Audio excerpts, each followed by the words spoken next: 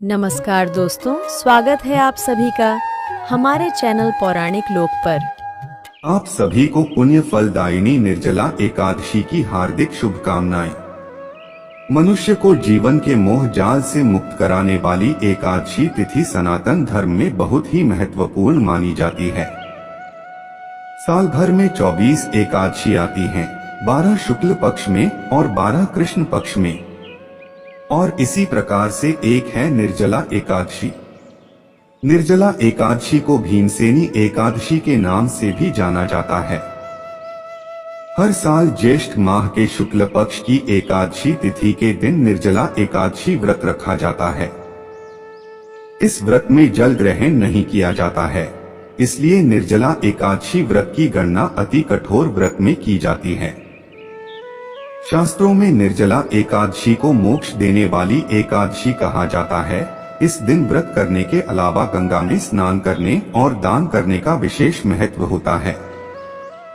मान्यता है कि निर्जला एकादशी का व्रत करने वाले भक्तों को सौभाग्य, सुख, सफलता, समृद्धि का आशीर्वाद मिलता है। साथ ही मां लक्ष्मी की कृपा से घर में सदा खुशहाली आती है। साथ ही यह भी मान्यता है कि इस दिन बिना एकादशी व्रत की कथा सुने यह व्रत संपूर्ण नहीं माना जाता है। तो चलिए मित्रों, प्रभु श्री लक्ष्मी नारायण जी के चरण कमलों का ध्यान करते हुए सुनते हैं निर्जला एकादशी की बहुत ही सुंदर कथा। धर्मराज युधिष्ठिर कहने लगे कि हे कृष्ण, हे माधव, ज्येष्ठ मास के शुक्ल पक्ष की एकादशी का क्या नाम है? इस व्रत की कथा क्या है? इस व्रत की क्या विधि है? यह सब कृपया विस्तार पूर्वक बताइए। श्री कृष्ण कहने लगे कि हे धर्मराज, ज्येष्ठ मास की एकादशी का नाम निर्जला एकादशी है। निर्जला एकादशी के दिन भक्तों को सुबह जल्दी उठकर दैनिक क्रिया से निवृत्त होकर स्नान करना चाहिए। इसके बाद घर के मंदिर में धूप दीप प्रज्वलित करें और मेरे स्वरूप यानी कि भगवान विष्णु का गंगा जल से अभिषेक करें। भगवान विष्णु को पुष्प और तुलसी दल अर्पित करें, आरती करें, भगवान को भोग लगाएं और साथ ही माता लक्ष्मी की पूजा भी करें। साथ ही अंत में कथा का श्रवण जरूर करें। यह थी निर्जला एकादशी की पूजा विधि। अब मैं आपसे इस व्रत की कथा कहता हूँ। आप इस कथा को प्रसन्न चित्त होकर सुने और कथा को पूरा सुने, क्योंकि राजन आधा अधूरा ज्ञान किसी काम का नहीं होता।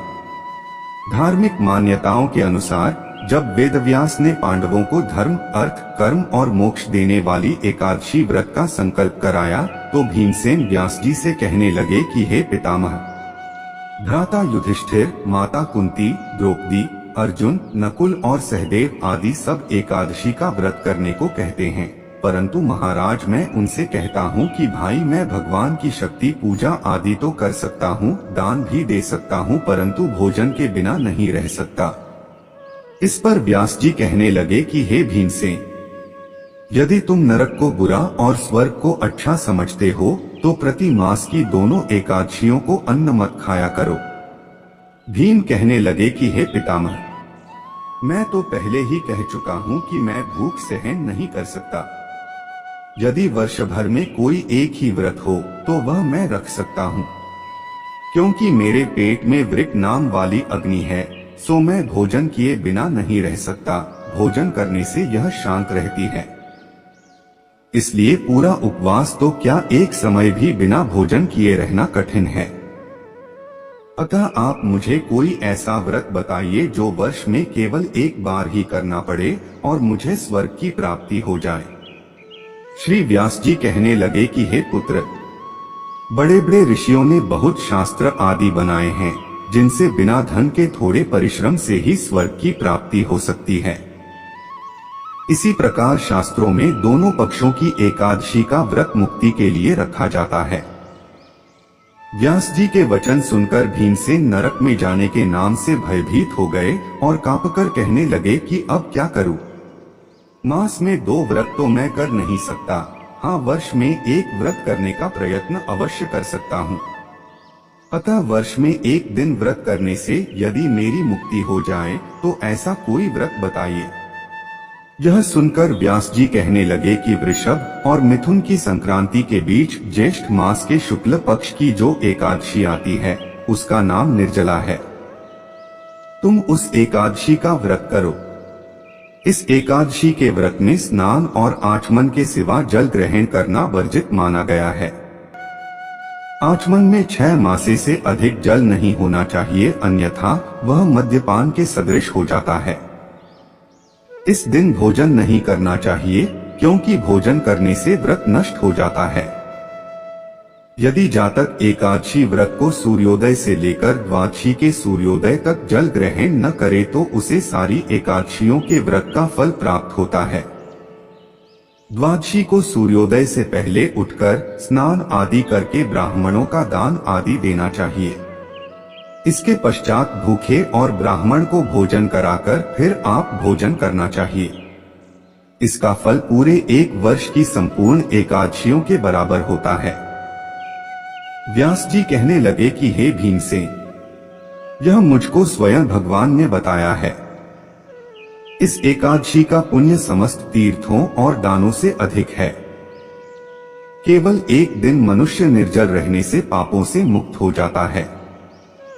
जो मनुष्य निर्जला एकादशी का व्रत करते हैं उनकी मृत्यु के समय यमदूत आकर नहीं घेरते, वरन भगवान के पार्षद उसे पुष्पक विमान में बिठाकर स्वर्ग को ले जाते हैं।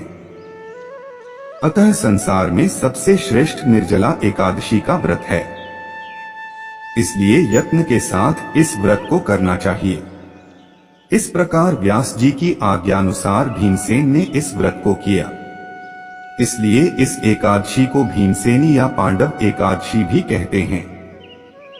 निर्जला व्रत करने से पूर्व भगवान से प्रार्थना करें कि हे भगवान, आज मैं निर्जला व्रत करता हूँ, दूसरे दिन भोजन करूंगा। मैं इस व्रत को श्रद्धा पूर्वक करूंगा, अतः आपकी कृपा से मेरे सब पाप नष्ट हो जाएं।